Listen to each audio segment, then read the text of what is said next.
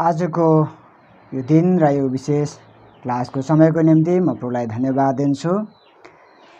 र गएका क्लासहरूमा हामीले जुन विषय सिक्दै आएका छौँ र यसलाई नै हामी निरन्तर रूपमा अनि निरन्तरता दिँदै हामी अगाडि जानेछौँ। यो क्रम अनुसार हामी अध्ययन गर्नेछौँ र कुनै विषय हामीले नछुटाउँ।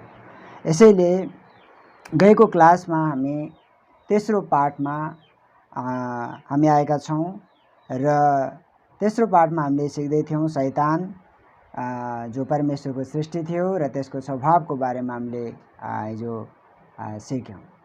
यदि कसैको केही प्रश्न छ भनेदेखि पछि प्रश्न गर्नुहोला अनि त्यसको निम्ति नबुझेको कुराहरू केही छ तयार गर्नुहोला।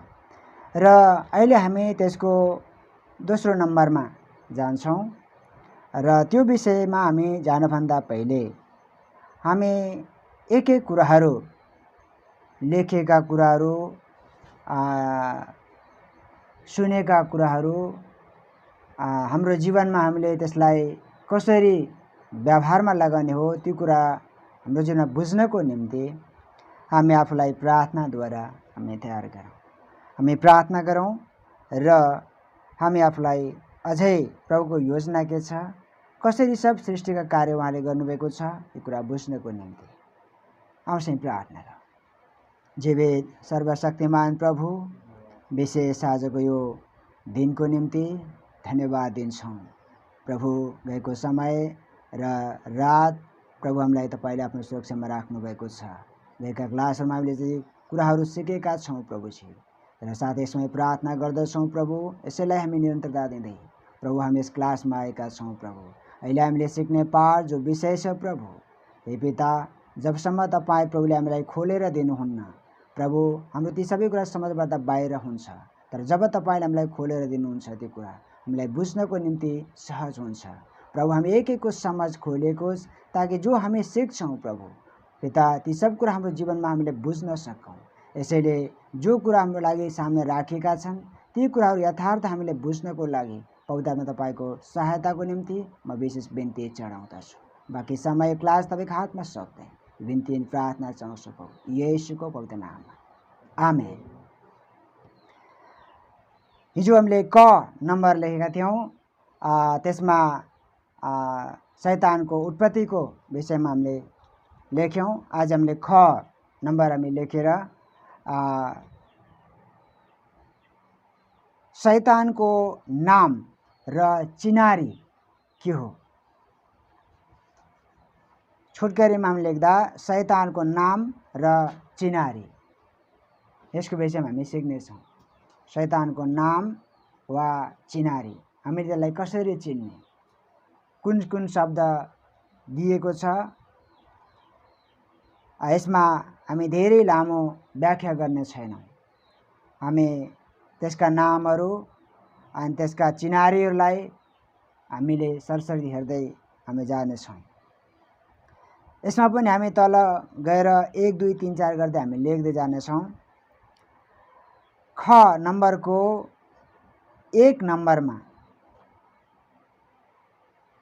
ठुलो अजिङ्गर वा प्राचीन सर्प, उसको नाम वा परिचय यानि कि एउटा चिनारी हामीलाई के भने उसलाई हामीले कसरी चिन्दछौँ त भन्दा हाम्रो नेपाली बाइबलमा नेपाली भाषामा ठुलो अजिङ्गर वा प्राचीन सर्प भनेर उसलाई चिनिन्छ, त्यसको नाम छ।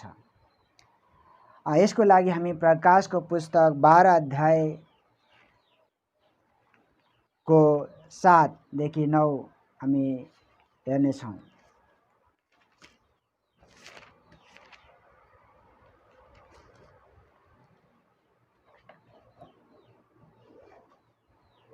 अनि स्वर्गमा लडाईँ भयो, मिखाएल र तिनका दूतहरूले त्यस अजिङ्गरसँग युद्ध गरे। अजिङ्गर र त्यसका दूतहरूले पनि युद्ध गरे, तर यिनीहरू हारे र यिनीहरूका निम्ति स्वर्गमा कतै ठाउँ रहेन। त्यो ठुलो अजिङ्गर तल फालियो, त्यो प्राचीन सर्प जो सारा संसारलाई बहकाउने दियाबलस वा शैतान हो, त्यो पृथ्वीमा फ्याँकियो र त्यसका दूतहरू त्यसका साथसाथै फ्याँकिए। आमेन। यसमा हामीले सबै विषयहरूलाई समेटेका छैनौँ। लडाइँ भएको कुरा कहाँ भयो यो कुरा पनि हामीले समेट्ने छैनौँ। सिर्फ हामी यसको नाम र त्यसको चिनारीको बारेमा मात्रै हामीले हेर्छौँ। यहाँनिर ठुलो अजिङ्गर भनेर नाम दिएको छ, प्राचीन सर्प भनेर नाम दिएको छ। उत्पत्तिको 3 अध्यायमा हामीले यसलाई फेरि हेर्नेछौँ र उत्पत्ति 3 अध्यायलाई पनि हामी एकचोटि हामी हेर्छौँ। यसलाई हामीले प्रसङ्ग जोडेर यसलाई राम्रोसँग बुझ्ने हामी कोसिस गर्नेछौँ। उत्पत्ति 3 अध्यायमा यो कुन प्रकारले प्राचीन सर्प भनेको हो, कुन प्रकारले ठुलो अजिङ्गर भनेर भनिएको हो। अङ्ग्रेजीमा त्यसलाई ड्रागन भनेर शब्द लेखेको छ। तो हाम्रो नेपाली भाषामा प्राचीन सर्प या ठुलो अजिङ्गर, त्यो हामीले उत्पत्ति 3 को 1 मा हामी देख्छौँ, परमप्रभु परमेश्वरले बनाउनुभएका वन्य पशुहरूमध्ये सर्प सबैभन्दा धूर्त थियो। त्यसले यीशुलाई भन्यो, के परमेश्वरले तिमीहरूलाई बगैँचाको कुनै पनि रुखको फल नखानु भनी भन्नुभएको छ? आमेन। हामी 1 मात्रै पढ्यौँ। अब ध्यानसँग यसको विशेषतालाई हामी बुझ्ने कोसिस गर्नेछौँ। त्यसको नाम ठुलो अजिङ्गर वा प्राचीन सर्प भनी नाम दिएको छ। उत्पत्ति 3 मा वन्य पशुहरूमध्ये सर्प धूर्त थियो। अब सवाल, के यो सर्प जो उत्पत्ति 3 को 1 मा बताइएको छ, जो सृष्टि मध्ये यहाँ लेखेको छ वन्य पशुहरूमध्ये सर्प धूर्त थियो, के वन्य पशुहरूमध्ये जो बनाएको जो सर्प छ त्यही नै शैतान हो त? यहाँ एक प्रश्न छ, एक सिक्ने विषय छ। यसैलाई हामीले आएर के भन्नु फेरि प्राचीन सर्प, प्राचीन सर्प या ठुलो अजिङ्गर। ध्यानसँग हामीले यसलाई बुझ्न जरुरी छ। वन्य पशुहरूमध्ये जो सृष्टि रच्नुभयो त्योमध्ये एक सर्प धूर्त थियो। यसको मतलब त्यही नै शैतान हो भनेर अहिले हामी नबुझौँ। त्यो त वन्य पशुहरूमध्ये एक सृष्टि थियो। अहिले पनि छ, सृष्टिमा छ नि, अहिले पनि छ। मानिसहरूले त्यसलाई हाम्रो छिमेकमा समाजमा त्यसको पूजापाठ पनि गर्छन्, हैन? सर्पको पूजा पनि गर्छन्। सायद मानिसको सोच छ, कोही छ, त्यो केही हो। तर वन्य पशुहरूमध्ये जो सर्प एक हो त्यही शैतान हो भनी हामी नबुझौँ। सायद हाम्रो सोच के छ भन्दा, सृष्टि रच्नुभयो, परमेश्वरको सृष्टिमध्ये सर्प एक हो र त्यही नै एक शैतान हो। हाम्रो सोचाइ यो छ। शैतान कुन रूपमा कसरी प्रकट हुन्छ त्यो हामीलाई के छैन, पक्का यकिन छैन। शैतान हिजो हामीले पढिसकेको छली छ। एकछिन एक रूप लिन्छ, एकछिन अर्को रूप लिन्छ। त्यसलाई हामीले एउटा भाषा प्रयोग गर्ने गरिन्छ, बहुरूपी भन्छौँ नि। बहुरूपी मतलब छिनछिनमा रूप बदल्छ। बहुरूपी, यो त एक बहुरूपी छ।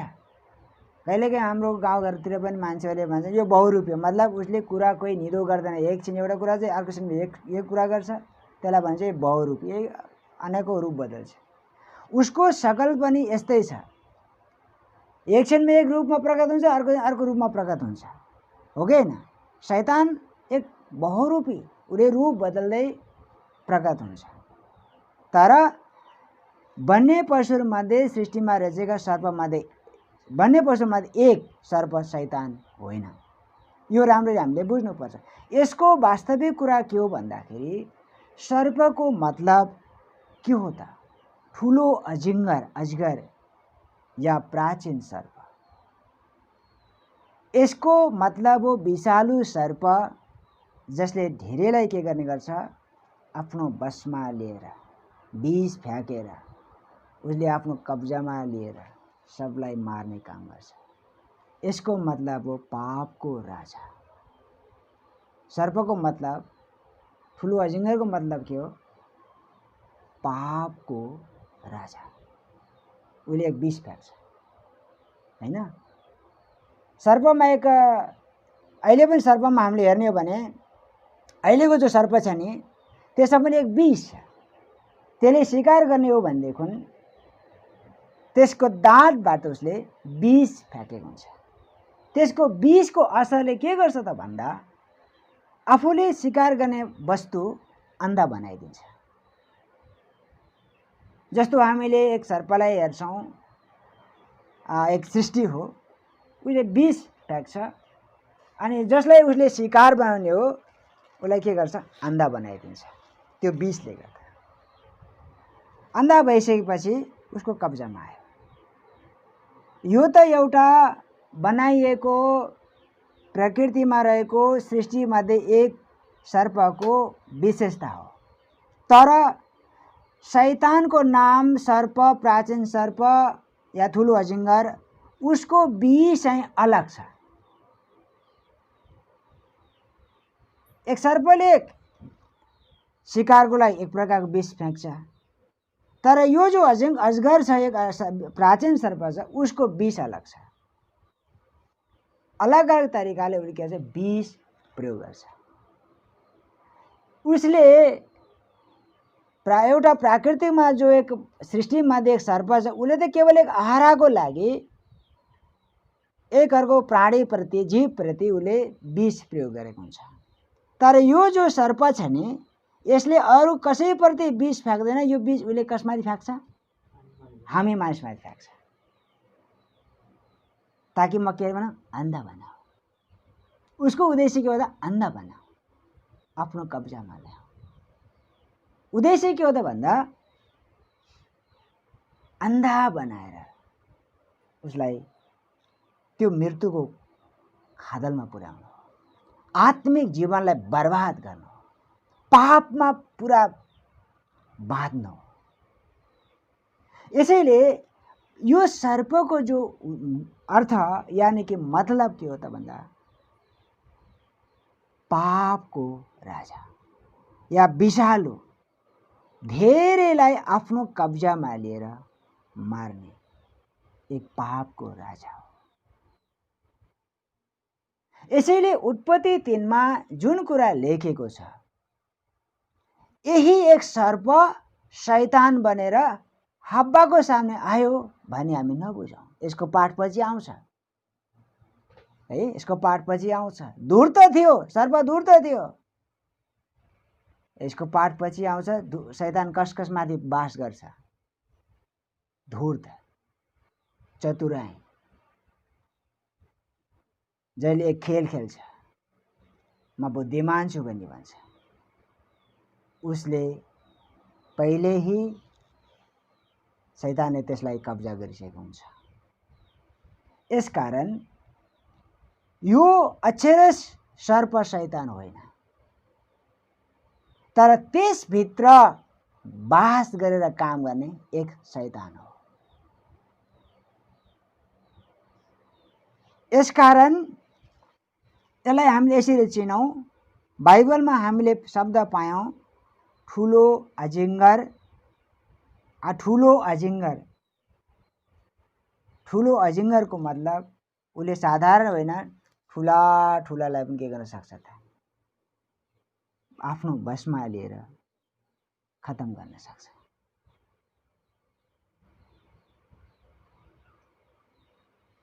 यसकारण ऊ एउटा के हो त भन्दा पापको राजा हो।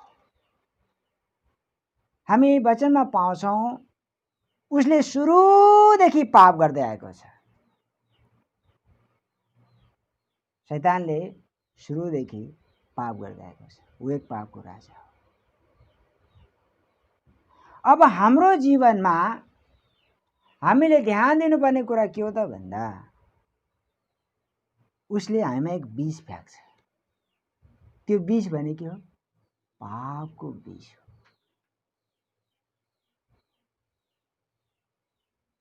ती मध्ये एउटा कुरा मात्रै भन्छु, मानव हामी एक झुट बोल्छौँ।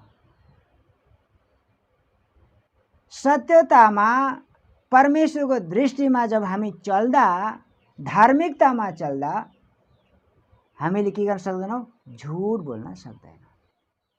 परमेश्वरलाई झुट मन पर्दैन, तर हामी झुट बोल्छौँ। यो झुट कसको बीच रहेछ?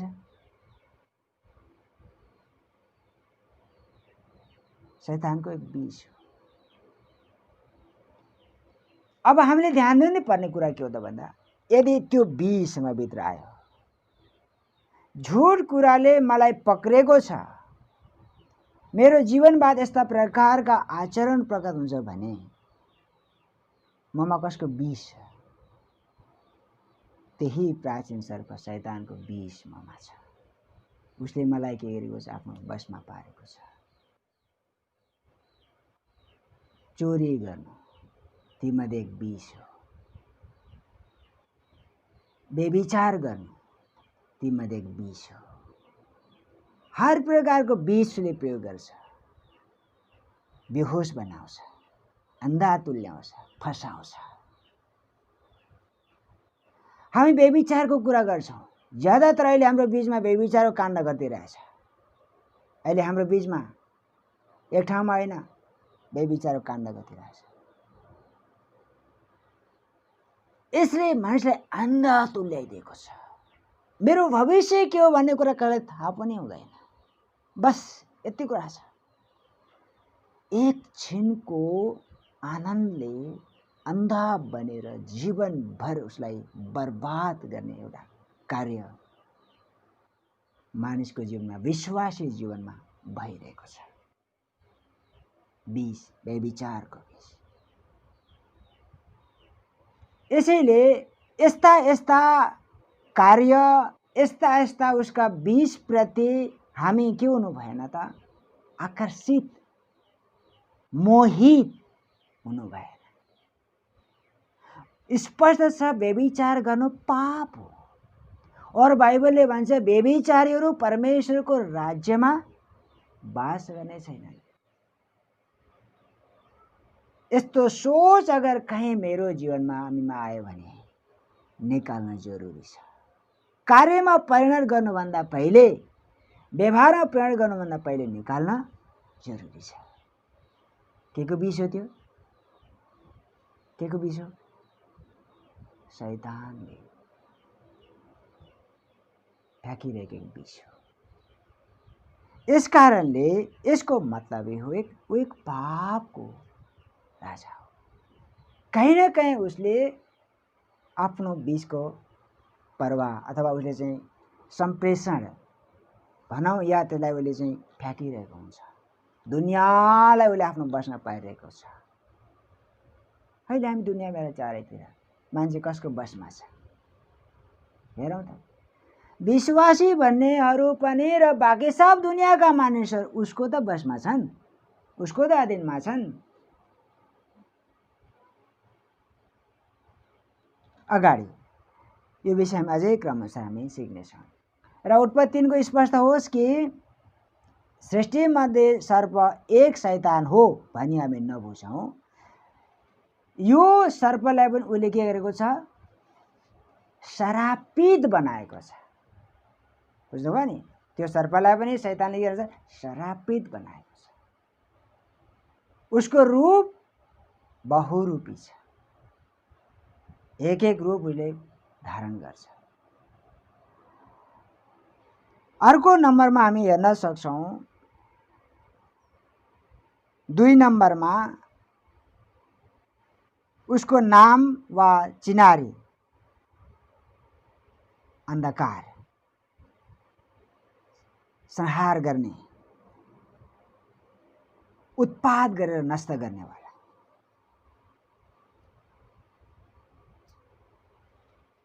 अन्धकार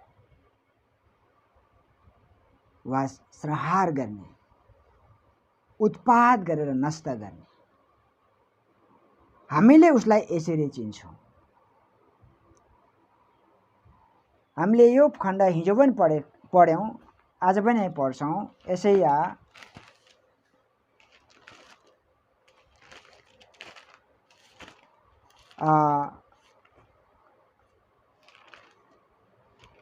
54 को 16 मा जानेछौँ।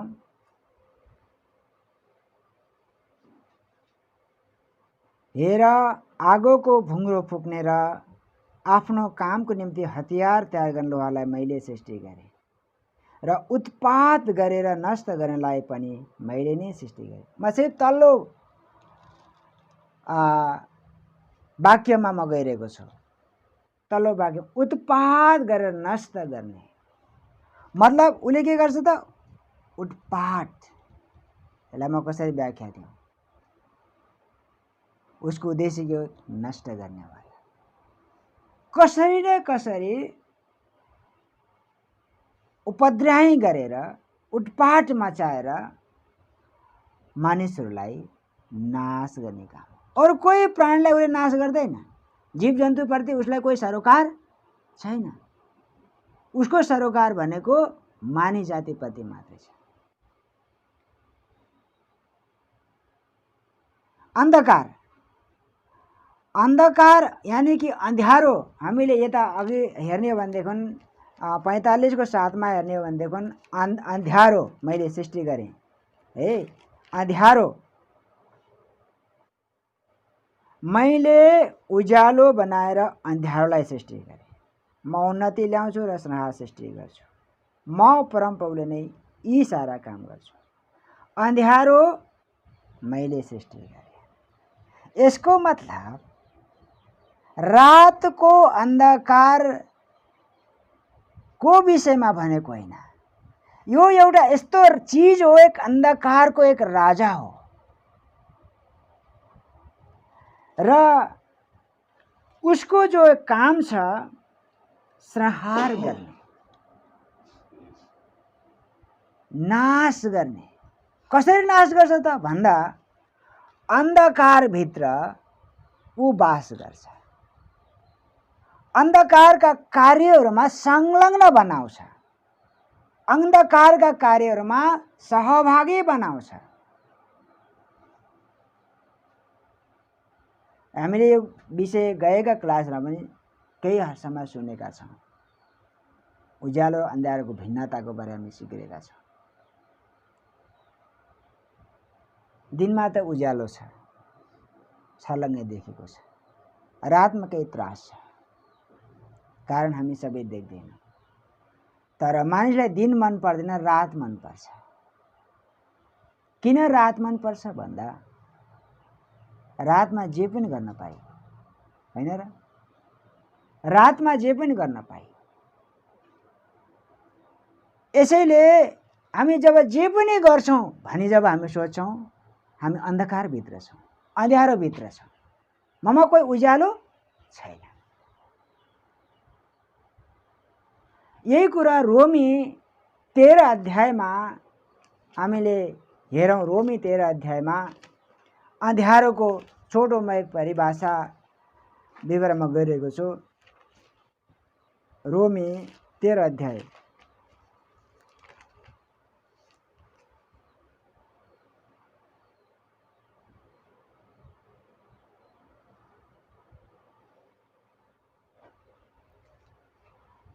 आ 11 देखि म पढ्दैछु। रोमी 13 को 11 देखि 14। यस बाहेक यो वर्तमान समय कस्तो छ सो तिमीलाई थाहा छ। अब निद्राबाट बिउज्ने ठीक बेला आइपुगेको छ, किनकि हामीले पहिले विश्वास गरेको भन्दा अहिले हाम्रो मुक्ति अझ नजिक छ। रात बितिसक्यो र दिन नजिक आइपुगेको छ। यसकारण अन्धकारका काम छोडेर हामी ज्योतिका हात हतियार धारण गरौँ। दिउँसो जस्तै गरी हामी ठिकसँग चलौँ। हेर्नुहोस् है, दिउँसो जस्तै गरी हामी के गरौँ? ठिकसँग चलौँ। मोज मजामा, मतवालीपनमा वा व्यभिचारमा, भ्रष्टाचारमा, झगडामा र दाहमा होइन, तर प्रभु येशू ख्रिस्टलाई धारण गर र पाप स्वभावको अभिलाषा पूरा गर्ने कुरामा ध्यान नदेऊ। यहाँ हामीले अन्ध्यारो पनि मैले सृष्टि गरेँ, यसको केही परिभाषा हामी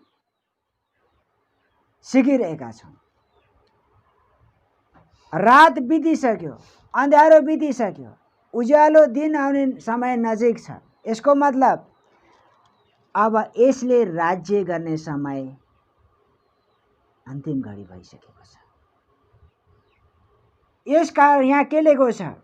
अन्धकारका काम छोडेर ज्योतिका हात हतियार धारण गर। यसको मतलब अन्धकारका काम छोडेर, शैतानका कामलाई छोडेर ज्योतिका हात हतियार धारण गर।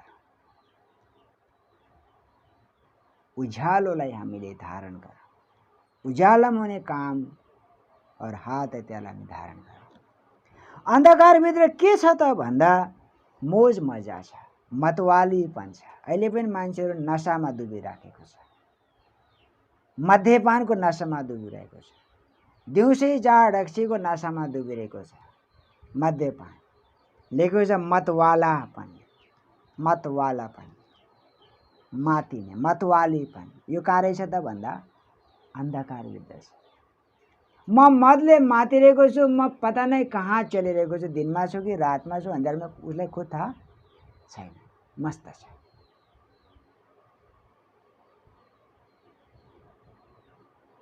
मतलब हामी यसरी मेरो जीवनको वास्तविक उद्देश्य के हो, वास्तविक लक्ष्य के हो, त्यसलाई हामीले थाहा न, अन्धकारभित्र अन्धाधुन्ध हामी चलिरहेका हुन्छौँ।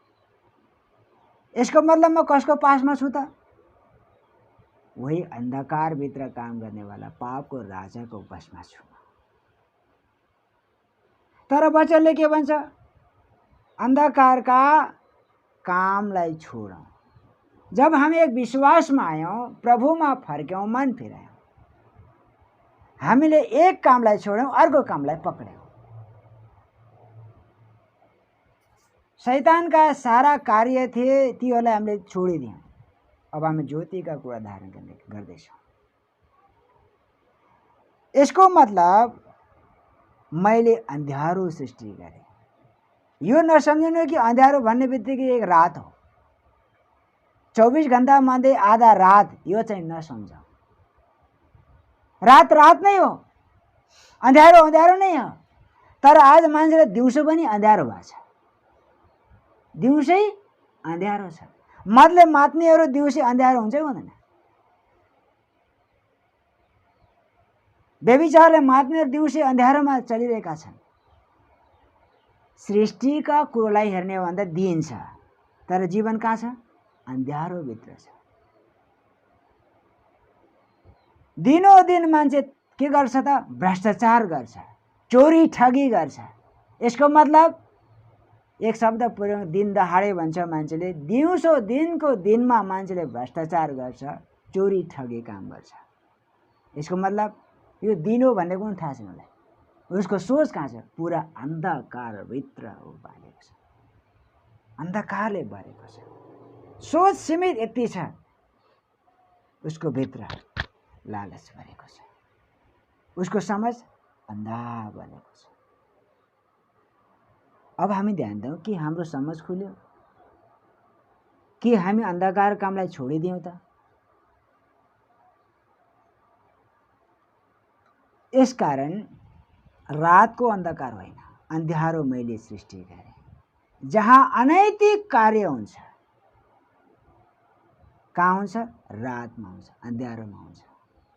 यसको मतलब शैतानको हातमा रहेर, बसमा रहेर हामी यस्ता कार्यहरू गर्छौँ भने हामी उसको नियन्त्रणमा छौँ। यसकारण उसको नाम चिनाएर हामी यसरी छोटकरीमा हामी हेरेका छौँ। उसको नाम के हो त? नाश गर्नेवाला, उत्पाद गर्नेवाला, संहार गर्नेवाला। उद्देश्य परमेश्वरको थिएन, तर उसले उपद्रव गरिरहेको छ, उत्पाद गरिरहेको छ। और हामी त्यही उत्पादभित्र हामी के रहेछ त कुदिरहेका छौँ, नाचिरहेका छौँ। चलो ठिक छ, सब दुनियाँ नाचिरहेछ, म पनि नाचौँ। यसैले अहिले हामीले ध्यानसँग हेर्ने हो, सोच्ने हो भनेदेखि दुनियाँलाई हेर्ने होइन, संसारका चिजलाई हेर्ने होइन, मैले आफूलाई म कहाँ छु, परमेश्वरको उद्देश्य के हो, त्यो कुरालाई हामीले बुझ्नु जरुरी छ। तेस्रो नम्बरमा उसको नाम वा चिनारी। अघि पनि हामीले पढ्यौँ, शैतान वा दियाबलस। उसको नाम के हो? शैतान। उसलाई शैतानै भनिन्छ, वो शैतान नै हो। हर कोहीको लागि त्यो शैतान नै हो। मैले हिजो त्यसको परिभाषा बताइसकेको छु कि कुनै कसैको ईश्वरलाई शैतान भने हामीले के गर्दैनौँ, आलोचना गर्दैनौँ। शैतान शैतान नै हो, उसको नामै के हो? शैतान। उसको काम स्वभाव मैले हिजो हेरिसक्यौँ। अयुब 1:6, अयुब 1:6।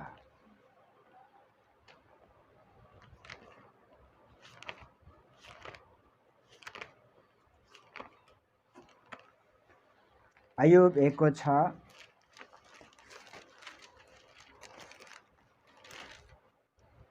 एक दिन स्वर्गीय दूतहरू परम प्रभुको सामुन्ने उपस्थित हुँदा शैतान पनि तिनीहरूसँग आयो। यहाँ एक सिविक शब्द मैले ल्याएको छु, शैतान। नाम शैतान। त्यसको अर्थलाई हेर्ने हो भनेदेखि दोष लगाउनेवाला। उसको नामै के हो? शैतान। परम प्रभुको उपस्थितिमा को आएछ? शैतान। 2 अध्यायको अयुब 2:1 पनि हामी हेर्छौँ, अर्को एक दिन स्वर्गदूतहरू परमप्रभुको सामुन्ने उपस्थित हुँदा शैतान पनि आफूलाई उहाँको अगाडि उपस्थित गराउन तिनीहरूसँग गयो। शैतान परमेश्वरको उपस्थितिमा हाजिर छ। किन गएको छ त्यो विषयलाई हामी हेरिरहेका छैनौँ। के वार्तालाप भइरहेछ त्यो विषय हामी हेर्दैनौँ, तर कहाँ गएको छ? परमेश्वरको उपस्थितिमा गएको छ। त्यसको नाम के हो? शैतान। त्यसको चिनारी के हो? शैतान। या अर्को भाषामा दियाबोलस है। यसको लागि धेरै पदहरू पनि छ। म यसको सबै कुरा अनि बताउँदैन, पदहरू तपाईहरु लेख्न सक्नुहुन्छ। लुका 10:18, लुका 10:18 म सबै पढ्न चाहँदैन। 2 कोरिन्थी 11:14, इफिसी 6:11,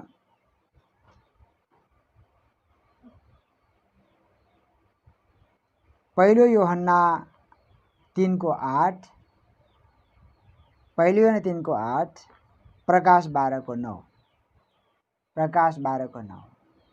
शैतान। बाँकी त्यसभित्र हामी अध्ययन गर्नेछौँ। यो सबै विवरणमा गर्दैन, सबै पदहरूमा पढ्न चाहँदैन। चौथो नम्बरमा हामी जाँदैछौँ। उसको नाम दुष्टाइका आत्मिक सेनाहरू। दुष्टाइका आत्मिक सेनाहरू। दुष्टाइका भाषा राम्रोसँग लेख्नुला। दुष्टाइका आत्मिक सेनाहरू। इफिसी 6:12।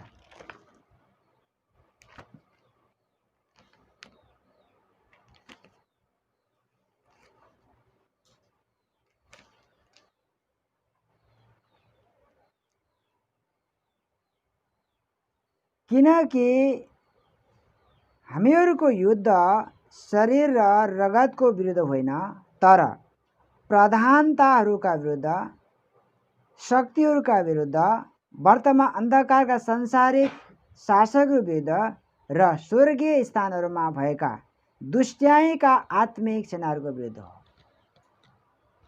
दुष्टाइका आत्मिक सेनाहरू। यहाँ धेरै लेखेको छ। के लेखेको छ?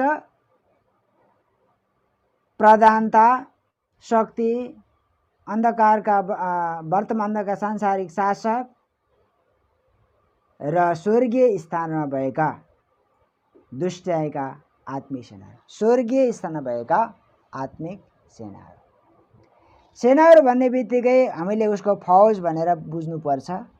शैतान वास्तवमा एक राजा हो, अन्धकारको राजा पनि हो। अनि शैतान त्यसको मतलब हामीले अघि माथि त्यसको परिभाषा हामीले अन्धकारको राजा हो। शैतान अन्धकारको राजा हो र त्यसका केही सेनाहरू स्वर्गीय स्थानमा भएका आत्मिक सेनाहरू। मतलब पूरा आकाश मण्डलमा या पृथ्वीमा सारा उसको प्रभाव छ। उसका दुष्टाइका आत्मिक सेनाहरू तैनात छन्। अहिले हामी यसको बारेमा एक सिर्फ रूपरेखा मात्र हामी हेरेका छौँ।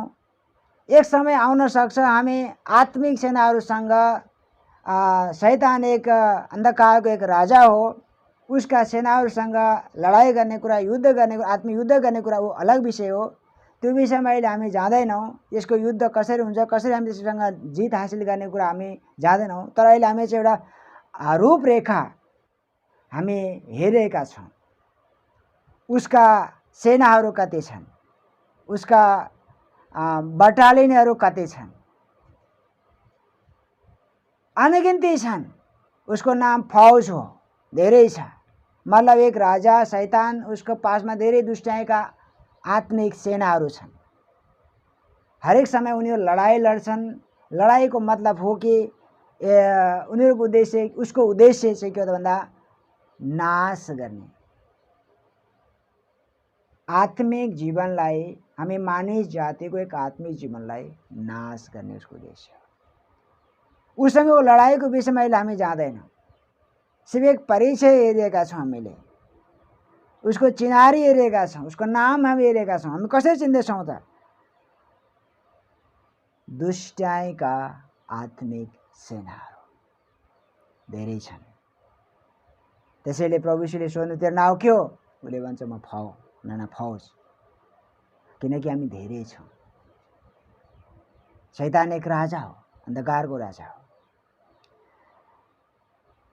तीनटा कुरा ध्यानसँग बुझ्नु होला। एउटा कुरा पापको राजा, दोस्रो कुरा अन्धकारको राजा, तेस्रो कुरा चाहिँ छ मृत्युको राजा। त्यो चाहिँ प्रसङ्ग जोड्नु होला। अनि जो हामीले 1 नम्बर लेख्यौँ प्राचीन सर्प, त्यो चाहिँ के हो? पापको राजा हो। र हामीले तेस्रो नम्बरमा लेख्यौँ शैतान, त्यो अन्धकारको राजा हो। तेस्रो नम्बरमा हामी लेख्यौँ शैतान या दियाबलस, यो चाहिँ एक अन्धकारको राजा हो।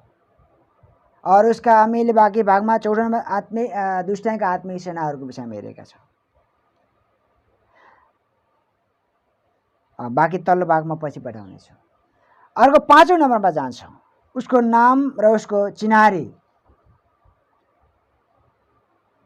हत्यारा र झुटको पिता। हामीले उसलाई कसरी चिन्छौँ त भन्दा हत्यारा र झुटको पिता।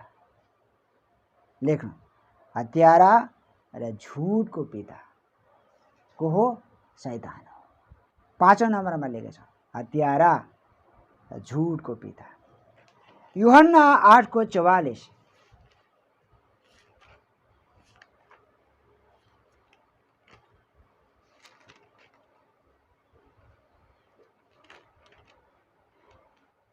तिमीहरू आफ्नो पिता दियाबलसका हो र तिमीहरूका पिताको इच्छा पूरा गर्ने तिमीहरूको सङ्कल्प छ। त्यो त सुरुदेखि नै हत्यारा थियो र सत्यसँग त्यसलाई केही वास्ता छैन, किनभने त्यसमा केही सत्य छैन। जब त्यसले झुट बोल्दछ त्यो आफ्नो स्वभाव अनुसार बोल्दछ, किनभने त्यो झुट हो र झुटको पिता हो। यसको मतलब हामीलाई यसरी चिन्छौँ, उसलाई उसको एक चिनारी छ, हत्यारा र झुटको पिता। यहाँनिर प्रभुले एक समुदायलाई भन्नुभएको छ,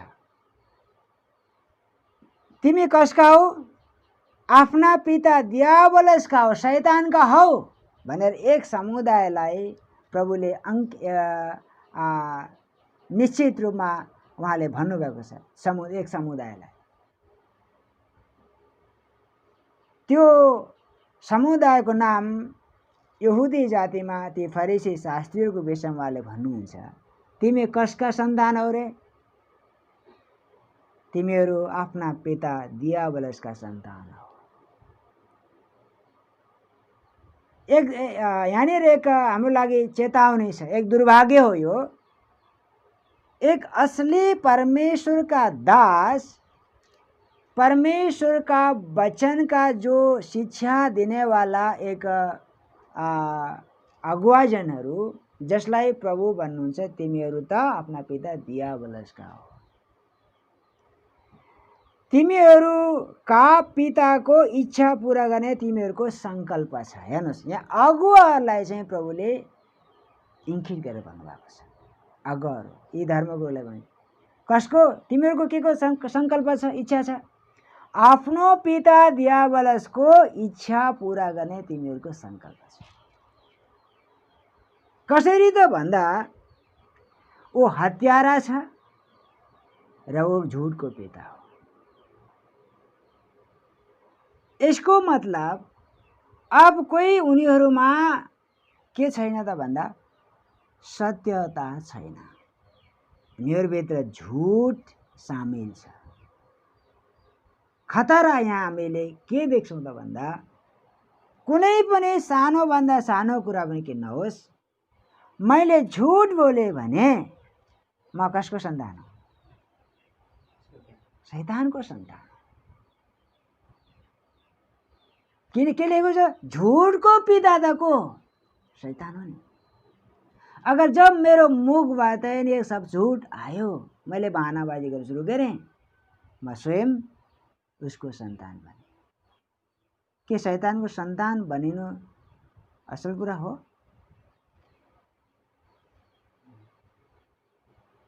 हामी यही समुदायको बीचमा छौँ, चारैतिर सबको मुखमा एक शब्द छ, झुन्डिया छ, बानी बसेको छ, आदत बनेको छ, झुट। हामी के देख्छौँ? सरासर हामी कसको अधीनमा छौँ? सारा दुनिया उसको कब्जामा छ। पहिलो 5:19 हेर्ने हो भने सारा दुनिया, संसार, पृथ्वीका सारा थोक उसको कब्जामा छ, शैतानको कब्जामा छ, उसको मुट्ठीमा छ। तर हामी भन्छौँ म परमेश्वरको हुँ, म सत्य परमेश्वरको हुँ। यदि म सत्य परमेश्वरको हुँ भने मेरो आचरण बदल्नु पर्यो। कसरी बदल्नु पर्यो? हो हो, होइन होइन भन्नु पर्यो नि।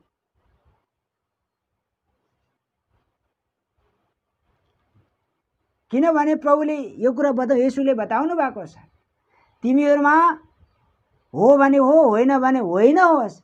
यदि यस्ता दुईटा कुरा आयो भनेदेखि के हो? दुष्टबाट आउँछ, शैतानबाट। हो र होइन कुरा कहाँबाट आउँछ? दुष्टबाट आउँछ। यसको मतलब हामीले सत्य बोल्न सिक्नु पर्यो, सत्यतामा व्यवहार गर्न सिक्नु पर्यो। अन्यथा हामी झुटका पिताका सन्तान बन्नेछौँ। झुट बोल्न बहुत सजिलो छ। आजभोलि एक व्यक्तिले हत्या गर्यो, अदालतमा मुद्दा चलिरहेछ, उसको विवेक चुप छ। विवेक त उसले निष्क्रिय भएर बसेको छ, काम गर्दैन। विवेक पुरा निष्क्रिय छ। तब उसले के भन्छ? अदालतको सामने, न्यायाधीशको सामने, म निर्दोष हुँ, मैले हत्या गरेको होइन, निर्दोष हुँ। यति लामो बयान सफाई दिने समयसम्म पनि उसले के भन्छ? म निर्दोष छु। आज कति चलाखी छ यस पछाडि। यदि विवेकले दोस्याउँथ्यो भने उसको अनुहारमा केही रूप प्रकट हुन्थ्यो, त्यही हो। तर विवेक पनि के भएको छ? निष्क्रिय भएर बसेको छ। त्यसैले के भन्छ? अधिकारसँग म निर्दोष छु। यसैले एउटा उखान भनिन्छ, जो चोर त्यसैको ठुलो स्वर। ठुलो स्वर गरेर भन्छ म निर्दोष छु। भाइ, आज हामीले ध्यान से संसारमा, संसारको अदालतको सामने हामीले सफाई दिने बेलामा सत्यलाई दबाएर हामी झुटा गवाई दिएर हामी आफू इमान्दार भन्ने कोसिस त गरौँला। के त्यो परमेश्वरको दृष्टिमा सत्य हो त? बिल्कुल परमेश्वरको दृष्टिमा सत्य होइन। हामी मान्छेसँग झुट बोल्न सक्छौँ, बहानाबाजी गर्न सक्छौँ, लुकाउन सक्छौँ कुराहरू, तर परमेश्वर दृष्टिमा सक्दैन। जब मैले कुरा लुकाएँ, झुट बोलेँ, सरासर म कसको भएँ? वही शैतानको सन्तान भएँ। शैतान भन्छ तपाईँ मेरै सन्तान हो। शाबास। आज हामीले हेर्ने हो भनेदेखि परमेश्वरका जनहरू भन्दा सन्तान कसको धेरै छ? शैतानका धेरै छ। बहुत खतरा छ। हामी सुरुमा छुटकारा पायौँ, विजय पायौँ, हामी अन्धकारबाट छुटकारा पायौँ, हामी ज्योतिमा आयौँ भनेर भन्यौँ। बिस्तारै बिस्तारै बिस्तारै गएर फेरि के हो त? फेरि ऊ अन्धकारकै सन्तान, मतलब ऊ शैतानकै सन्तान भएर हामी बसिरहन्छ। यो गम्भीर विषय छ। किन प्रभुले यो पाठ हामीलाई सिकाइरहनु भएको छ त? समय आखिरी छ। सबै कुरा समाप्त हुनुभन्दा पहिले यो सन्देश हाम्रो कानमा, सबको बीचमा, सबको कानमा पुग्नु पर्यो, ताकि कसैलाई बाना नहोस्। एउटा यस्तो शक्ति छ जसले मान्छे गुमराह गरिरहेको छ, भ्रममा पारिरहेको छ, बसमा पारेको छ, धोका दिइरहेको छ। त्यसको नाम हो शैतान। अर्को कोही नाम छैन। यसकारण आज हामीले यी सबै कुरा सिक्दा हामीले आफ्नो बारेमा जाँच गर्नुपर्छ। यसमा पनि बाँकी पद छ, हामीले सबै पढेनौँ, लेख्न सक्नुहुन्छ। उत्पत्ति झुट र हत्या र झुटको पितामा हामीले एउटा पद मात्रै पढ्यौँ, यूहन्ना 8:44, उत्पत्ति 3:4 र 5,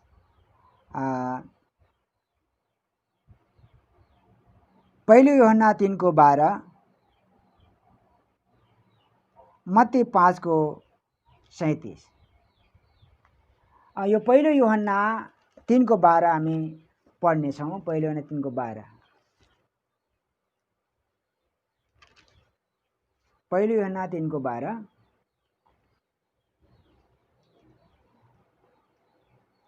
कैन जस्तो नहो जो शैतानको थियो, उसले आफ्नो भाइको हत्या गर्यो।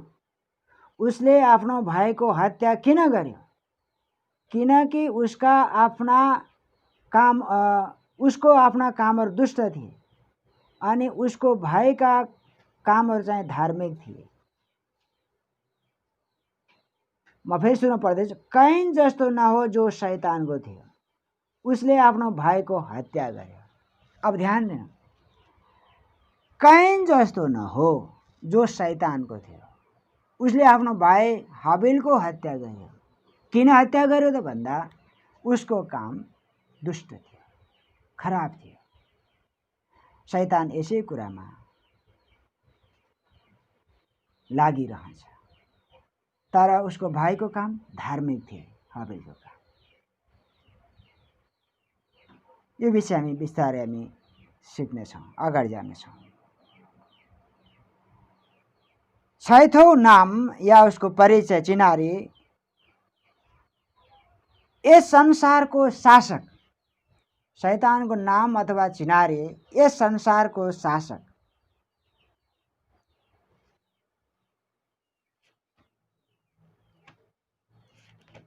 उसलाई के भनेर चिनिन्छ? यस संसारको शासक। यूहन्ना 12:31। यूहन्ना 12:31। अब यस संसारको न्याय हुन्छ, यस संसारको शासक बाहिर फालिनेछ। एक शब्द लेखेको छ, यस संसारको शासक, मतलब पुरा संसारभरि नै शासन कसले चलाएको छ? शासक हो शैतान। प्रभुले भन्नुभयो अब त्यो के गर्नेछ? बाहिर फालिनेछ। यूहन्ना 14:30 पनि हामी पढौँ। यूहन्ना 14:30।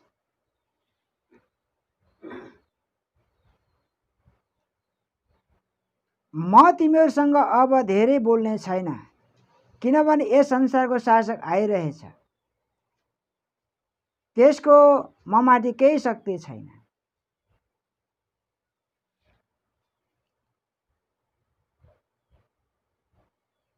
यस संसारको शासक आइरहेछ, त्यसको ममाथि केही शक्ति छैन।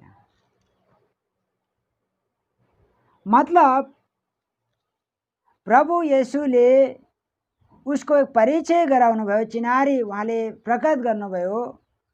शैतान एक संसारको शासक हो, ऊ आइरहेछ। पहिला भन्नुभयो त्यो बाहिर फालिनेछ, फेरि भन्नुभयो अब शासक आइरहेछ, मसँग उसको केही पनि छैन। अब यहाँनिर हामीले सिक्ने पाठ छ, प्रभुले यहाँ शब्द लेखेछ के अरे ममाथि त्यसको केही शक्ति छैन। येशू आफ्नो विषय भन्नुहुन्छ त्यसको ममाथि केही शक्ति छैन। असली रूपमा जब हामीले यसलाई हेर्ने हो भनेदेखि शैतानको चीज, जो शैतान यस संसारको शासक हो, उसको कुनै पनि चीज ममा छैन।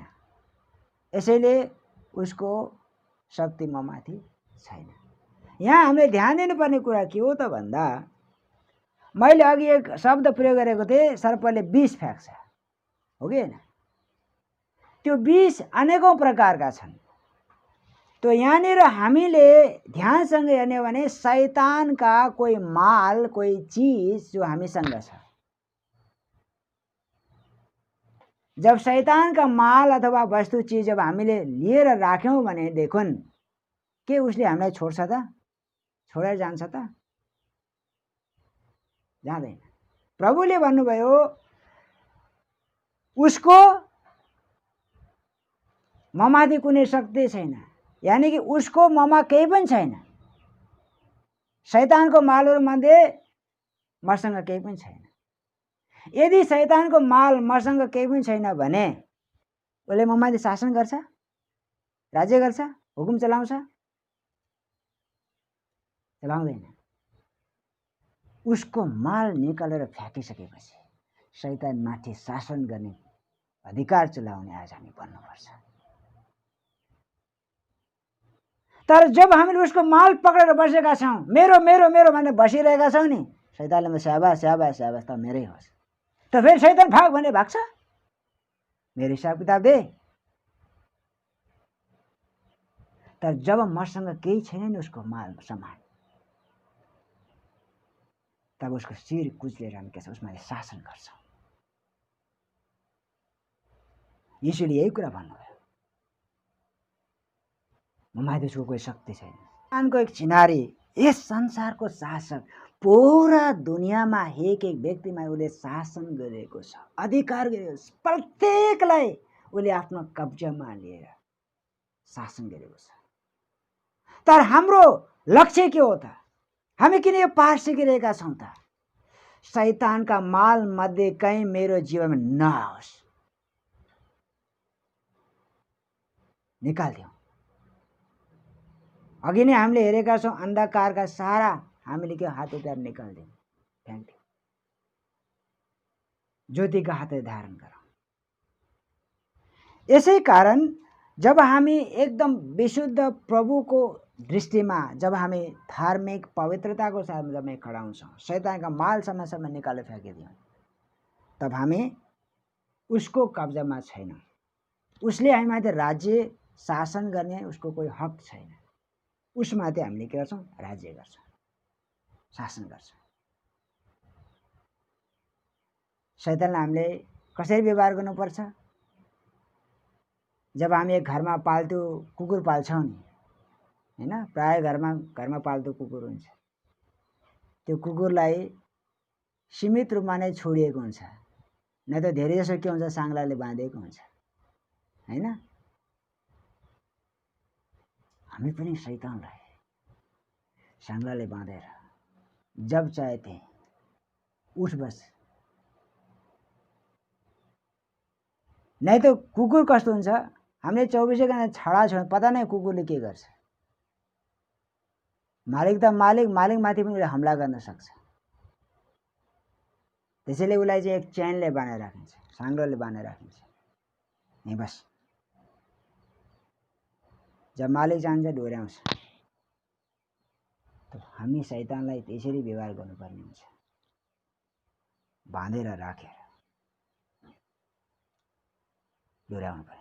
उसलाई हामीले के गर्नु? कन्ट्रोलमा, नियन्त्रणमा राख्नुपर्ने। तर यदि उसको माल मसँग छ भनेदेखि हरेक दिन उसबाट मैले केही लिइरहेको छु भनेदेखि त उसले मलाई उल्टा साङ्लाले बनाएर बाँधेर उसले आफ्नो कन्ट्रोलमा, नियन्त्रणमा राखेको हुन्छ। शासक हो नि त्यो त, शासन गर्छ, अधिकार चलाउँछ। यसैले यस्तो नहोस्, यो पाठ हामी राम्ररी सिक्नुपर्छ। घरमा पाल्तु कुकुरलाई जस्तै छ शैतान छ, यसमाथि जय पाएर उसलाई नियन्त्रण गर्दै हामी जिउने हाम्रो जीवन पर्छ। 7औं नम्बरमा यसमा अरू पदहरू पनि लेख्न सक्नुहुन्छ। एफएसी 6:12, यूहन्ना 16:11 पनि लेख्न सक्नुहुन्छ।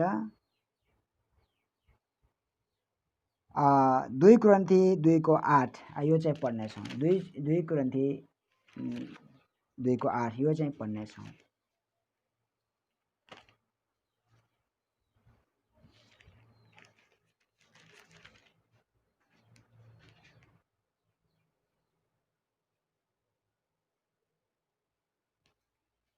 दुई कोरिन्थी 2:8 एकछिन है त, गल्ती भयो जस्तो छ, माफ गर्नु होला। 1 कोरिन्थी 2 भएछ। 1 कोरिन्थी 2:8 पढ्नेछौँ। यस युगका कुनै पनि शासकहरूले यो कुरा बुझेनन्। तिनीहरूले बुझेका भएदेखि महिमाका प्रभुलाई क्रुसमा टाङ्ने नै थिएनन्। यो विषय धेरै जटिल विषय छ। यस युगका कुनै पनि शासकहरूले यो कुरा बुझेनन्। तिनीहरूले बुझेका भएदेखि महिमाको प्रभुलाई क्रुसमा टाङ्ने नै थिएनन्। यहाँ सांसारिक शासकहरूको विषयमा लेखेको बताइएको छ कि यदि कसैले, कुनै संसारका शासकले येशू सत्य हो, येशू प्रभु परमेश्वर हुनुहुन्छ, वा सृष्टिकर्ता हुनुहुन्छ भनेर बुझेको भएदेखि उहाँलाई, महिमाका प्रभुलाई क्रुसमा टाङ्ने नै थिएनन् भनेर हामी धेरैको बुझाइ छ। तर यस संसारको शासक, यस युगका कुनै पनि शासकहरूले बुझेनन्। यसको मतलब के हो त भन्दाखेरि यो संसारको शासक कसलाई भनिरहेको हो त भन्दा यही शैतानलाई बताइएको हो। यो नसोच्नु कि यस संसारका सांसारिक शासकहरूले राज्य चलाउने शासन गर्नेहरूले शासकहरूको विषयमा भनेको होइन। कुन चाहिँ शासक हो त भन्दा शैतान शासक हो। उसले यो कुरा बुझेन। नबुझेको कारण महिमाको प्रभुलाई के गर्यो? क्रुसमा टाँग्यो। के बुझेन शैतानले? येशूलाई चिनेको भए, येशू प्रभु, येशू सृष्टिकर्ता, परमेश्वर, साँचो परमेश्वर हुनुहुन्छ भने चिनेको भए महिमाको प्रभुलाई क्रुसमा टाँग्ने थिएनन्। हामी सबैको विश्वास अनि सोचाइ यही छ।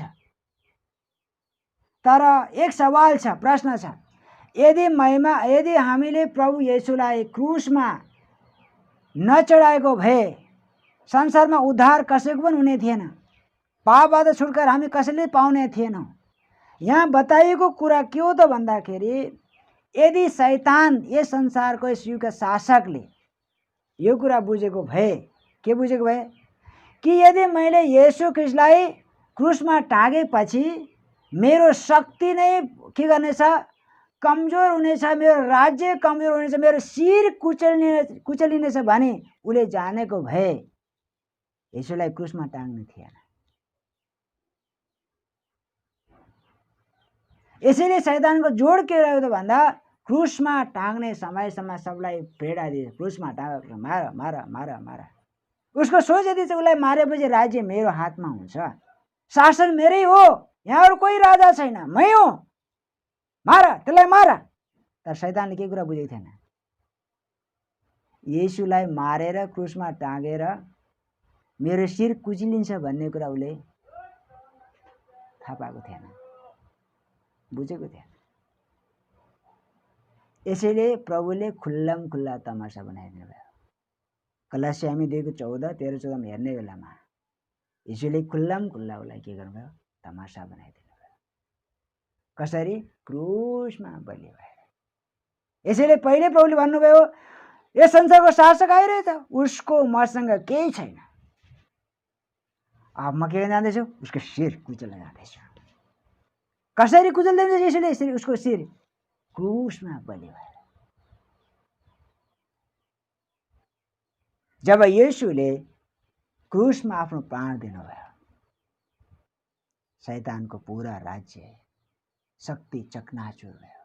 उसको शिर येशूले कुचल्नु भयो, खुल्लम खुल्ला तमासा बनाइदिनु भयो। कलस्सी 2:13-14 यो विषय हामी जान्दैनौँ। तो यो उसको एक परिचय या उसको चिनारीको बारे हामी हेरिरहेका छौँ। 7औं नम्बरमा हामी गइरहेका छौँ। आकाशको शक्तिको मालिक, एफिसी 2:2।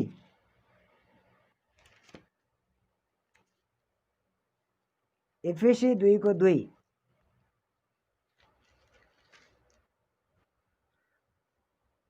यिनैमा यस संसारको रीति अनुसार र आकाशको शक्तिको मालिक अनुसार अनाज्ञाकारिताका सन्तानमा अहिले काम गर्ने आत्मा अनुसार तिमीहरू अघि एकपल्ट चल्दै थियो।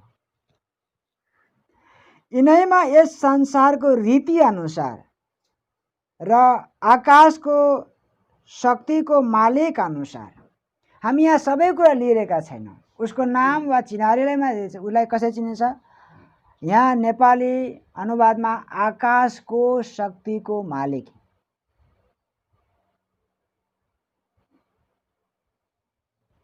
आकाश भन्ने बित्तिकै हामीले बुझ्छौँ आकाशको शक्तिको मालिक। यसको मतलब उसले कहाँ कहाँ राज्य गरेको छ त? उसको प्रभाव कहाँ कहाँ छ? उसको नाम वा चिनारी के हो त? आकाशको शक्तिको मालिक। अर्को भाषामा हावाको शक्तिको मालिक भनेर चिनिन्छ।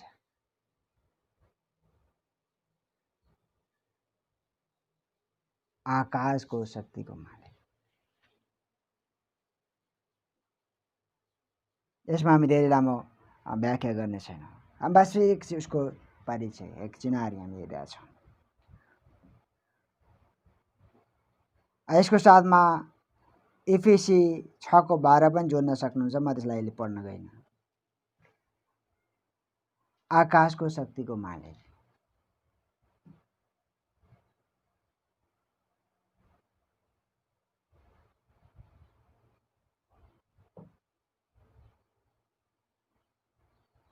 आठौं नम्बरमा अन्धकारको राज्य। अन्धकारको राज्य कलसी 3:13।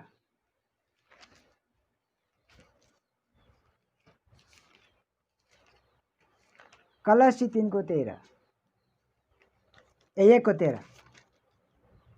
कलसी 1:13।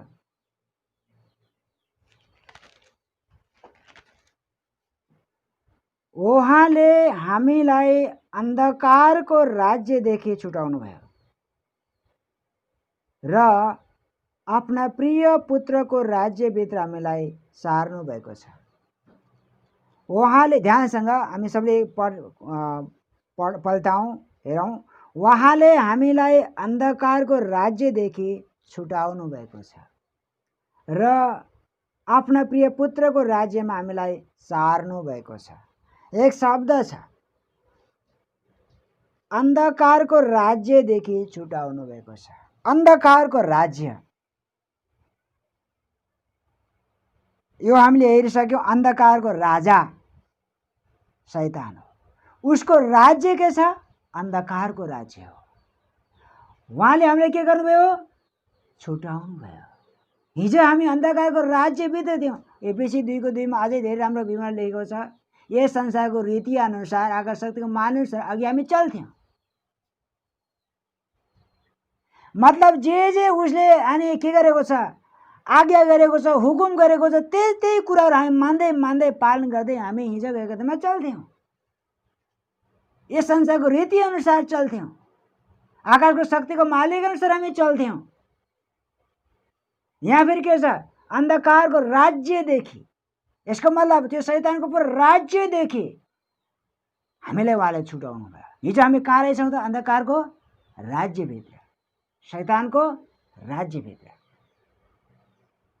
ऊ राजा हो, उसले राज्य गरेको। उसको राज्यभित्र हामी, अन्धकारभित्र हामी उसको राज्यभित्र हामी रहेछौँ।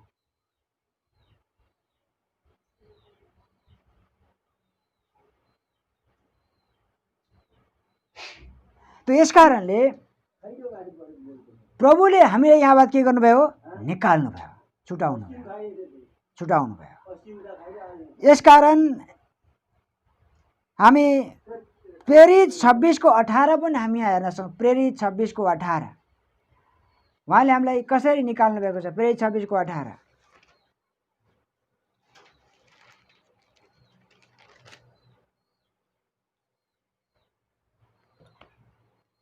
कि तिमीले तिनीहरूको आँखा खोलिदेऊ र तिनीहरू अन्धकारबाट ज्योतितर्फ र शैतानको शक्तिबाट परमेश्वरतर्फ फर्कन्।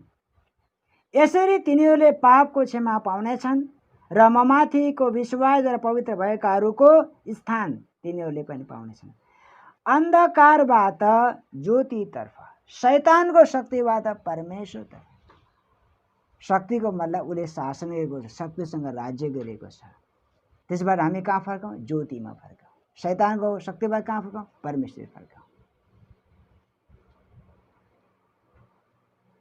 यसैले पुरा राज्यको मतलब पुरा पापले भरपूर भएको यस संसारमा उसले राज्य गरिरहेको छ। यही राज्यभित्र अहिले हामी छौँ।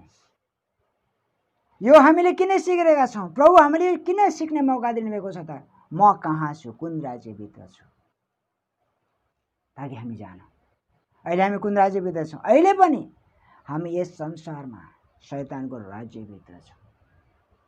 तर वचन अनुसार उहाँले हामीलाई अन्धकारको राज्यदेखि के गर्नुभयो? निकाल्नुभयो। उसले हामीमाथि के भन्छ? शासन गर्न सक्दैन।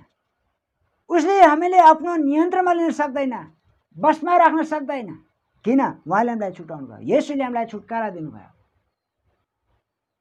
तर सहजै रूपमा जब त्यसको प्रभाव, विषको प्रभाव या पापका जब प्रभाव हाम्रो जीवनमा आउँछ, जहिलेसम्म हामी शरीरमा छौँ तबसम्म उसको राज्यको भित्र छौँ। तर यही शरीरमा रहँदै नै हामीले के गर्नुपर्नेछ? जित हासिल गर्नुपर्नेछ। त्यसैले शरीरमा हुनु, शरीरमा भएर जिउनु सायद हाम्रो लागि एउटा खुसीको विषय होइन। कारण कुन बेला शरीरको कुन अङ्ग, कुन भागबाट मभित्र शैतानले ल्याएको विष प्रवेश गर्छ, यानि कि पाप प्रवेश गर्छ, हामी यसमा सतर्क हुन जरुरी छ। हाम्रो सोचाइ, हाम्रो एउटा उखान छ, आँखा लोभी मन पापी। हामी यो आँखालाई हामी दोष दिन्छौँ र वचनले पनि भन्दछ, यदि तिम्रो आँखाले तिमीलाई पाप गर्ने लगाउँछ भनेदेखि के निकालिदेऊ, तिम्रो हातले तिमीलाई पाप गर्न लगाउँछ काटेर फालिदेऊ। यदि सक्त प्रभुले वचनमा हामीलाई चेतावनी दिनुभएको छ, मेरो हात चाहिँ एक अङ्ग हो, अगर यसैले पनि मलाई पाप गर्न लगाउँछ भनेदेखि म कसको राज्यभित्र गएँ? शैतानको राज्यभित्र गएँ। मेरो आँखाले नराम्रो कुरा हेर्न प्रति मलाई चाहिँ जब उसले चाहिँ के गर्छ, डोर्याउँछ भनेदेखि मेरो आँखा भएर पनि के भयो? म कहाँ छु? अन्धकारभित्र छु। यसैले आज हाम्रो आँखाको हेराइलाई पनि, गतिलाई पनि सुधार्न पर्नेछ। मेरा हातका कामको अवस्थालाई पनि मैले सुधार गर्नुपर्ने हुन्छ। यो हातले चोरी गर्ने काम गर्छ, बदमासी काम गर्ने गर्छ। यस हातका कार्यलाई पनि के गर्नुपर्छ? बदल्नु पर्ने हुन्छ। यसैले हामी शरीरमा रहेर यस संसारमा दुष्टको अन्धकारको राज्यभित्र रहनु कोही खुसीको विषय होइन। यसै कारण जब म उद्धार पाएँ, उद्धार पाएर जब म आत्मा बलवान भएँ, जब मेरो यस देहबाट छुटकारा हुन्छ, तब मेरो लागि खुसीको दिन हो। हामीलाई रोमी 8:23ले यही सिकाउँछ। जबसम्म मेरो देहमा छ, शरीरमा छु, तबसम्म मलाई चिन्ता छ। किन? कुन बेला शैतानको मार्गभित्र आउने हो थाहा छैन। यसैले होशियारसँग, सावधानीसँग हरेक दिन हाम्रो हातमा दिएको बाइबल, परमेश्वरको वचन, यसलाई हामीले किनारा नलगाउँ, पछाडि नढकेलौँ, साथमा राखौँ, निरन्तर रूपमा अध्ययन गरौँ, प्रार्थना गरौँ, जागा रहौँ, होशियार हौँ। मेरा शरीरका पूरा अङ्ग प्रत्यङ्गलाई धार्मिकताको साधन बनाएर परमेश्वरको वचनलाई पालन गरेर हामी सजग भइरहौँ। अन्यथा कुनै बेला के हुनेछ? मौका चुक्नेछौँ हामी। एउटा लडाइँको बारेमा जब सिक्छौँ, लडाइँमा जाने बेलामा फौजीहरूलाई थाहा छ, यहाँ फौजी हुनुहुन्छ उहाँले थाहा छ, लडाइँको बेलामा चारैतिर पर्खालले घेरिएको हुन्छ, बीचमा एउटा निशानाको लागि प्वाल राखेको हुन्छ, ताकि त्यो प्वालद्वारा दुश्मन कता छ भन्ने कुरा पत्ता लगाउन लागि प्वाल राखेको हुन्छ। त्यसद्वारा निशाना लगाइन्छ, दुश्मन यता छ। तर यही कुरालाई हामीले हाम्रो जीवनमा हेर्दाखेरि प्वाल, यदि हाम्रो जीवनमा शैतानले निशाना बनाउनको लागि कुनै प्वाल यदि हामीले बनायौँ भनेदेखि उसको निशाना बराबर लाग्नेछ। उसले यही मौका हेरेको छ, प्वाल कता छ, प्वाल कता छ, प्वाल कता छ, निशाना। यसैले उसलाई कहीँ ठाउँ नदेऊ। हामी एफिसीमा हेर्ने हो भनेदेखि एफिसी 4:27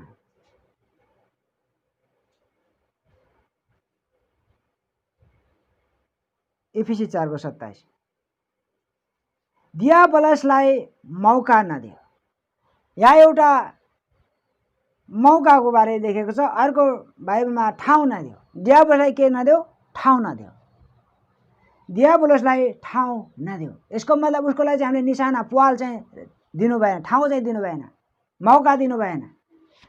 के लेखेको छ? 28 दियाबलसलाई मौका नदियो, चोर्नेले अब उसो नचोरोस्, बरु उसले परिश्रम गरोस्। एक ठाउँ एक पहल के रहेछ त भन्दा चोर्नेले अब चोरी नगरोस्। यदि हामी चोर्ने बानी छ भनेदेखि हामीले पहल बनाइराखेका छौँ, ठाउँको लागि दिइरहेछौँ, चोरी गरेर ठाउँको लागि दिइरहेछौँ, शैतानलाई ठाउँ दिइरहेको छौँ। चोरी गर्नेले अब चोरी नगरोस्, परिश्रम गरोस्, शैतानलाई ठाउँ नदियो। यसकारण बराबर यो शरीरमा रहँदा पुरा वचन धार्मिकता उद्धारको वस्त्र पहिरेर हामी यो अन्धकारको राज्यमा रहँदा, शैतानको राज्यमा रहँदा हामी ठिकसँग चल्न जरुरी छ। किनकि यो अन्धकारको राज्य हो, दुष्टको राज्य हो, शैतानको राज्य हो। हामी यो कुरा हेरिरहेको छौँ। 8औं नम्बरमा छौँ, अन्धकारको राज्यबाट उहाँले हामीलाई निकाल्नु भएको छ। पुरा हात हतियार राख्दा बाँकी हामीले यसको लडाई विजय हासिल गर्ने कुरा हामी पछि सिक्नेछौँ।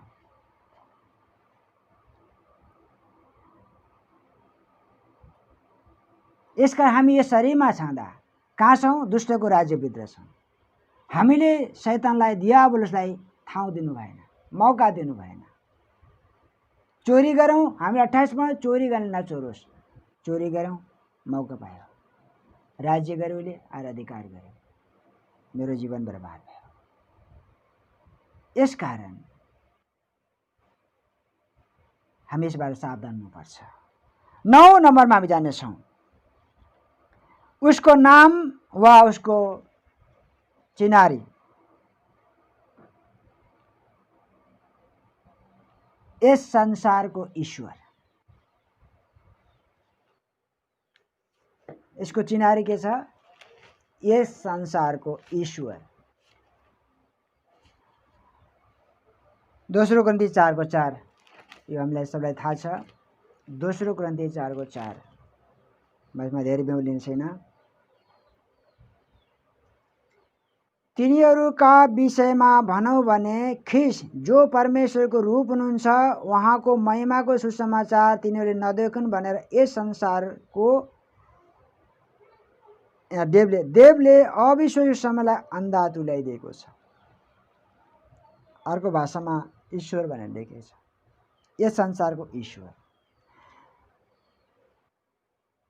तिनीहरूको विषयमा भनौँ भने जो ख्रीष्ट परमेश्वरको रूप हुनुहुन्छ, उहाँको महिमाको सुसमाचार तिनीहरूले नदेखुन् भनेर यस संसारको ईश्वरले अविश्वासी समयलाई अन्धो तुल्याइदिएको छ। बस यो कतिको चाहिँ मैले व्याख्या गरेँ।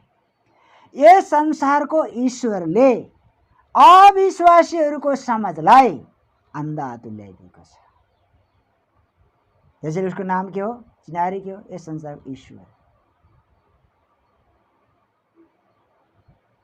म यसमा थोरै प्रसङ्ग जोड्न चाहे। कुनै पनि सन्त वा कुनै पनि असल धार्मिक व्यक्ति वा ईश्वर भक्तहरूको रूपमा हामीले यसको परिभाषा दिएको होइन। त्यसको पछाडि अदृश्य रूपमा काम गर्ने दुष्ट शक्तिको प्रभावलाई हामीले हेरेका छौँ, जसलाई त्यसको नाम दिएको छ यस संसारको ईश्वर। र उसले मै हुँ भन्ने दावी पनि गर्छ। ऊ एक अदृश्य शक्ति हो, ऊ एक बहुरूपी छ, उसले अनेकौं प्रकारका रूप धारण गर्छ र यसरी अविश्वासीको समयलाई अन्धा तुल्याएको छ। यो विषयमा धेरै व्याख्या गर्न चाहन्न। अन्तिम 10औं नम्बरमा छ उसको परिचय वा चिनारी नाम, अथाह कुन्दको राजा। अथाह कुन्दको राजा।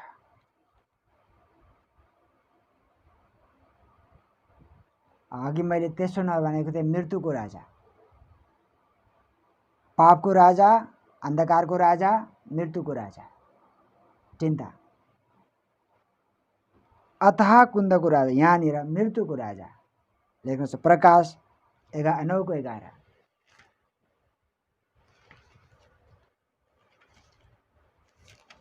प्रकाश 9:11।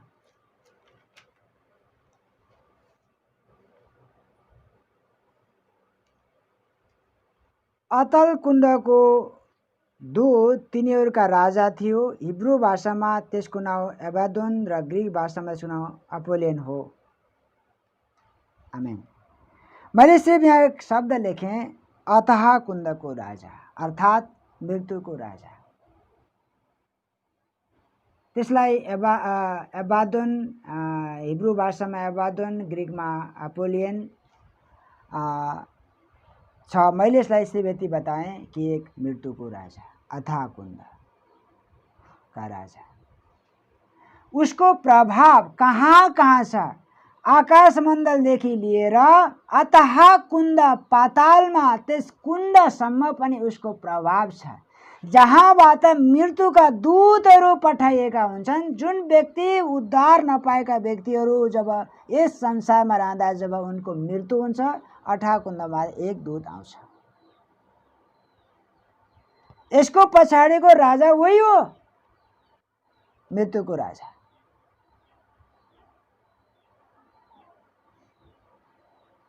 यसैले हिजो मैले यसलाई एउटा उपमा दिए, एक तस्करको विषय मैले बताएँ। शैतान जसले हामीलाई विभिन्न थरीका लालच प्रलोभन देखाउँदै देखाउँदै देखाउँदै आरामसँग खिच्दै खिच्दै खिच्दै कहाँ ल्याएर छोड्छ? अथाह कुण्डमा, पातालमा, नरकमा लगेर छोड्छ। मैले हिजो तस्करको बारे एक व्यापारी विषय बताएँ।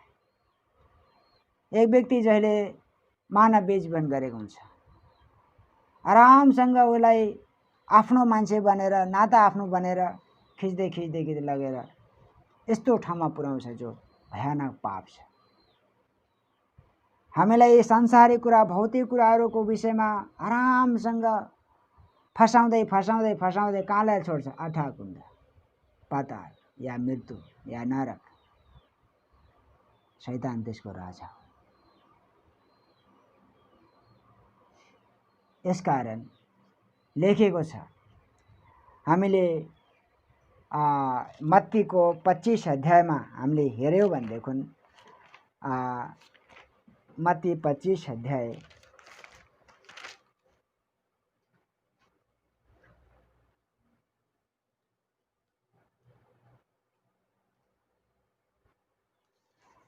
एकचालिस पर पढ्छौँ। त्यसपछि उनले देब्रेपट्टिका मानिसहरूलाई भन्नेछन्, श्रापित मानिस हो, मबाट दूर हो र दियावलस र त्यसका दूतहरूको लागि तयार गरेको अनन्तको आगोमा जाओ। यहाँ लेखेको छ दियावलस र त्यसका दूतहरूको लागि के तयार पारेको छ? आगोको, अनन्त आगोको भट्टी, अथाह कुण्ड। त्यसलाई हामी अथाह कुण्ड बनाऊ, पाताल बनाऊ, मृत्यु बनाऊ, नरक बनाऊ, आगोको बत्ती बनाऊ। यसैले शैतानको काम के छ त? प्रभु, म फेरि पढ्दैछु। त्यसपछि उनले देब्रेपट्टिका मानिसलाई भन्नेछन्, श्रापित मानिस हो, मबाट दूर हो र दियावलस र त्यसका दूतहरूका लागि तयार गरेको अनन्तको आगोमा जाओ। यसको मतलब म त खुद जान्छु कहाँ? आगोको भट्टीमा। आऊ न मेरो पछि। कमसेकम एकछिन जिउँदाखेरि त आरामसँग जियो, किन? आखिरमा जाने त हो आगोको भट्टीमा। यसकारण शैतान जहिले हामीलाई छल गरेर यस शारीरिक संसारका कुराहरू देखाएर लोभ्याएर हामीलाई खिच्दै खिच्दै उसको साथमा आगोको भट्टीमा लैजाँदैछ। हामी चिनाऊ उसको रूप, उसको नाम चिनारे, उसको काम, उसको स्वभाव, उसको छली स्वभाव, ताकि हामी के गरौँ? होसियारी रहौँ।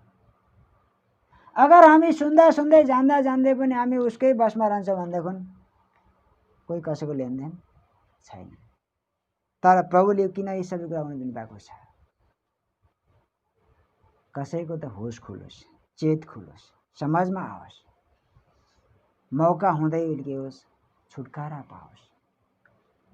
यसकारण अहिले हामी यस वचनलाई भन्दै गर्दा आज हाम्रो प्रार्थना के छैन, यस शरीर र संसारमा चंगाई और आशिषको हाम्रो कोही प्रार्थना, कोही पुकार हाम्रो छैन।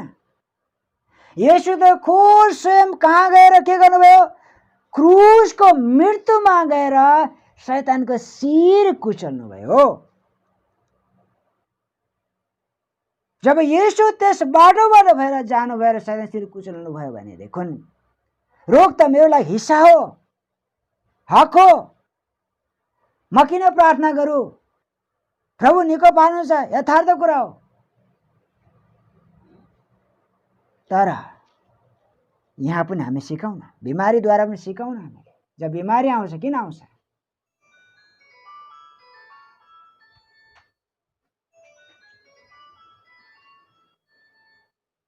यो पाठबाट हामी सिकौँ, म अन्तिम घडीसम्म स्थिर हौँ। यही एउटा चुनौती हो हाम्रो लागि। के भन्छ यो समय हाम्रो चुनौती के हो त भन्दा, यसले यति बेला जित हासिल गर्छ या हार्छ, यसैले शारीरिक कुरा, सांसारिक कुरा, भौतिक कुरा खोज्ने समय होइन। अहिले आशिषको निम्ति हामीले प्रार्थना गर्ने समय होइन। अब्राहमको लागि जस्तै सुना चाँदी भेडा बाख्रा गधा ऊँट नोकर चाकर जम्मा गर्ने समय अहिले होइन। महल बनाउने समय पनि। परमेश्वरको वचन यस्तो छ, मानिस बनाउँछ, परमेश्वर भट्काउनुहुन्छ। अहिले हामी सुन्दर सुन्दर महल दरबार हामी बनाउला, नयाँ नयाँ नक्सा बनाएर डिजाइनको हामीले महल बनाउला, दरबार बनाउला, पक्की बिल्डिङ बनाउला। पता न एक झट्कामा जब भूकम्प आयो गयो। किन इच्छा गर्छौँ हामी महलको सपना देख्छौँ? हामीले हाम्रो छिमेकमा 4-5 तलाको महल बन्यो, बिल्डिङ बन्यो, मेरो पनि त्यही दाजु होस्, हामी किन कल्पना गर्छौँ? हामी वो सोचमा नडुबौँ। वचनले भन्छ जे छ त्यसैमा सन्तुष्टि हो। यसै कारणले हामीले यो शरीरमा रहँदा अहिले आशिषको पछाडि जाने समय होइन। आत्मामा बलियो हुँदै, उद्धारको वस्त्र पहिरेर, शैतानका हर प्रकारका युक्तिहरूमा जयवन हुँदै रहने समय हो, जिउने समय हो। आउँछ हामी यो समय के गरौँ? समर्पण गरौँ, प्रार्थनामा बसौँ। एकछिन हामी के गरौँ? हामी पाठ सिकेका छौँ, शिर झुकाउँ। प्रभुको वचनमा लेखेको छ, हामी गुणावाचक शिर झुकाउँ, प्रार्थना गरौँ। प्रभुले हामीलाई अन्धकारको राज्यदेखि छुटाउनु भयो। प्रभुले आफ्नो राज्यमा हामीलाई सार्नु भएको छ। अब हामी अन्धकारका राज्य और निष्फल हुने कार्यसँग हामी सहभागी नहौँ। यसै कारणले हामीले ध्यान दियौँ, के म ज्योतिको सन्तान भएको छु या म अन्धकारको सन्तान? हामीले आफूलाई जाँचौँ। हालेलुया, हालेलुया, हालेलुया। मेरा जीवी सर्वशक्तिमान प्रभु, तपाईले गर्नुभएका योजना सृष्टिका कार्यको लागि म मेरो प्रभुलाई धन्यवाद दिँदछु। प्रभु, तपाईको सृष्टि मध्ये शैतान पनि एक तपाईका सृष्टि हो। हामीले यस पाठबाट सिकिरहेका छौँ। उसका नाम, उसका चिनारीको विषयमा हामीले हेरिरहेका छौँ। हे प्रभु, उसको राज्य, उसको प्रभाव, अधिकार दुनियाँभरि छ। तर हामी यसै संसारमा रहँदा, यसै पृथ्वीमा रहँदा, यसै शरीरमा रहँदा यी सबै प्रकारका प्रभावबाट अलग हुँदै पवित्र जीवन, शुद्ध जीवन, निष्कलङ्क जीवन जिउँदै हाम्रा आचरणहरू बदल्दै वचनमा लेखिए जस्तै चोरी गर्नेले अब फेरि नचोरोस्, झुट बोल्नेले अब झुट नबोलोस्। हे प्रभु, यसैले हामी अन्धकारका निष्फल हुने कार्य, व्यर्थका कुराहरूबाट हामीलाई अझ पूर्ण रूपमा विजय हुनको लागि, छुटकारा प्राप्त गरेर आत्मामा धार्मिकतालाई पहिरेर परमेश्वर सिद्ध इच्छालाई धारण गरेर जिउनको निम्ति प्रभु यो जीवन तयार होस्। तपाईको वचनअनुसार पवित्र आत्मा तपाईँ प्रभुको सहायताको निम्ति विशेष प्रार्थना चढाउँछौँ। प्रभु जो वचन हामीले सिकेका छौँ प्रभु यो जीवनमा हामीले बुझ्न सकौँ, अझै हाम्रो जीवनमा लागू हुने कुरा छ, अपनाउने कुरा छ, ठिकसँग यसलाई हामीले प्रयोग गर्न सकौँ। तपाईँको सहायताको लागि म बिन्ती चाहँदछु। प्रार्थना सुन्नुभयो, धन्यवाद। प्रभु येशूको बहुतन माग्दछौँ, आमेन।